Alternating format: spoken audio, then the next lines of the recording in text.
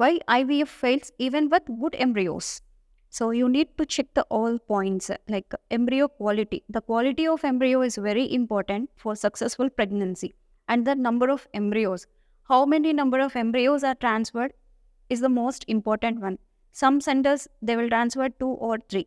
Some patients they'll ask themselves to transfer only a single embryo and they'll continue the remaining embryos for further cycles.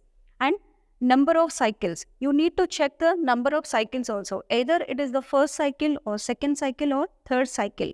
And also you need to check either it is a fresh transfer or frozen embryo transfer. Usually frozen embryo transfer gives 10 to 20% of success rate when compared to fresh cycle.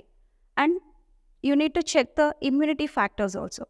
If there is any autoimmune diseases, then you need to check all the immunity factors, like autoimmune disease may create a abnormality in the uterine cavity so that the uterus cannot accept the embryo. And endometrial issues, which comes under the uterine factors. Suppose if there are any fibroids, polyps or any uterine abnormalities, even the good quality embryo, it gets failed. It will not implant. And the next one is the stress. You need to check that do you have any stress? Are you undergoing any medical issues, any medical health issues or any mental health issues?